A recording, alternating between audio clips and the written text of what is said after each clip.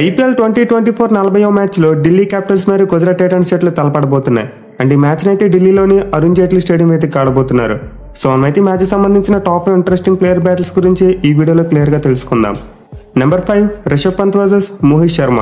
ఇదైతే డెత్ ఓవర్స్లో ఉండబోయే ఒక ఇంట్రెస్టింగ్ బ్యాటిల్. మెయిన్లీ లాస్ట్ మ్యాచ్లో చూసుకుంటే రిషబ్ పంత్ బ్యాటింగ్ చేయడానికి చాలా ఇబ్బంది పడ్డాడు. తన టీంకి ఒక ఇంపాక్టబుల్ ఇన్నింగ్స్ అవసరమైనప్పుడు పంత్ అయితే చాలా స్ట్రగుల్ అవుతూ బ్యాటింగ్ చేశాడు. సో ఈ మ్యాచ్లో కూడా పంత్ అయితే డెత్ ఓవర్స్లో మోహిత్ శర్మ లాంటి ఒక హై క్వాలిటీ పేస్ బౌలర్ని ఫేస్ చేయాలి. మరి ముఖ్యంగా మోహిత్ శర్మ తన ఆడిన లాస్ట్ మ్యాచ్లో చాలా మంచి స్పెల్ వేశాడు. సో ఇప్పటివరకు చూసుకుంటే ఐపీఎల్ వీళ్ళిద్దరు కేవలం 3 ఇన్నింగ్స్లో మాత్రమే తలపడ్డారు. అండ్ ఈ 3 ఇన్నింగ్స్లో 9 బాల్స్ ఆడిన పంత్ కేవలం 7 పరుగులు మాత్రమే చేశాడు. బట్ అతని బౌలింగ్లో ఒక్కసారి కూడా అవుట్ కాలేదు. సో ఇదిరిగా రిషబ్ పంత్ చాలా లేట్గా బ్యాటింగ్ వస్తున్నాడు. నెంబర్ 5లో కానీ నెంబర్ 6లో కానీ వస్తున్నాడు. ఇన్ఫాక్ట్ కొన్ని మ్యాచెస్లో నెంబర్ 7లో కూడా వచ్చిన సందర్భాలు ఉన్నాయి. దీంతో ఖచ్చితంగా మనం మ్యాచ్లో పంత్ మరియు మోహిత్ శర్మ మధ్య ఒక ఎగ్జైటింగ్ బ్యాటిల్ చేసే అవకాశాలు ఉన్నాయి. Number 4 David Miller versus Kuldeep Yadav.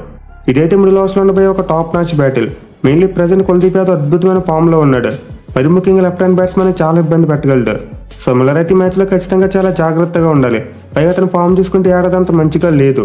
So ఇప్పటివరకు వీళ్ళిద్దరూ మొత్తం 6 ఇన్నింగ్స్లో తలపడితే 32 బాల్స్ ఆడిన డేవిడ్ మిల్లర్ 36 పరుగులు మాత్రమే చేశాడు.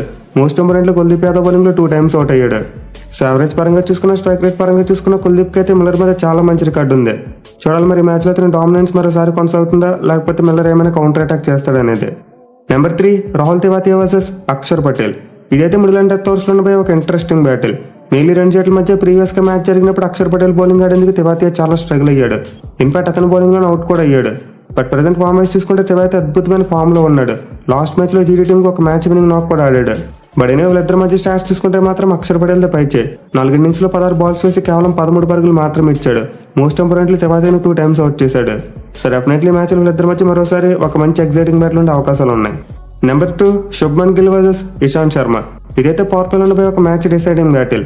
మెయిన్లీ లాస్ట్ మ్యాచ్లో ఇషాంత్ శర్మ శుభ్మన్ గిల్ అవుట్ చేయగానే ఆ టీం కుప్పకూలిపోయింది. సో ఈ సీజన్లో అయితే ఎర్లీగా క్రీజ్లో సెట్ అయ్యేందుకు శుభ్మన్ గిల్ టైం తీసుకుంటున్నాడు.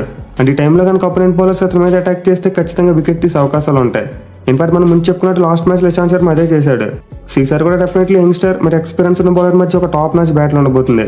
అయితే ఇప్పటివరకు వీళ్ళిద్దరి మధ్య బ్యాటిల్ చూసుకుంటే మాత్రం గిల్దే కాస్త పైచే 4 ఇన్నింగ్స్లో 34 బాల్స్ ఆడి 46 పరుగులు చేశాడు. అండ్ ఆల్సో ఒక్కసారి మాత్రం ఇషాంత్ శర్మ బౌలింగ్లో అవుట్ అయ్యాడు. సో చూడాలి మరి మరోసారి పవర్ ప్లేలో వీళ్ళిద్దరి మధ్య జరగబోయే బ్యాట్లో ఎవరు upper hand సాధిస్తారనేదే.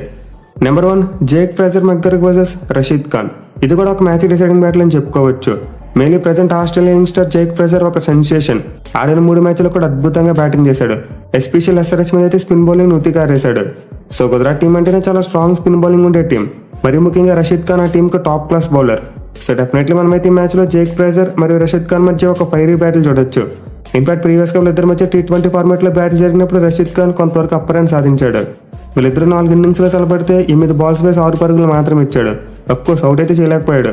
But Jake Fraser 8 బంతుల్లో ఒక బౌండరీ కానీ ఒక సిక్సర్ కానీ కొట్టలేదు. సో దీన్ని బట్టి చూసుకుంటే ఖచ్చితంగా మరోసారి వీళ్ళిద్దరి మధ్య ఒక నెక్ టు నెక్ బ్యాటిల్ మనం ఎక్స్పెక్ట్ చేయవచ్చు. ఇక వీటితో పాటు మనం పవర్ ప్లేల మధ్య మరియు డేవిడ్ వార్నర్ మధ్య కూడా ఒక మంచి బ్యాటిల్ చూడొచ్చు. అలాగే మిడిల్ ఓవర్స్లో ముఖేష్ కుమార్ మరియు సాయి సుదర్శన్ మధ్య కూడా ఒక మంచి బ్యాటిల్ ఉండే అవకాశాలు ఉన్నాయి.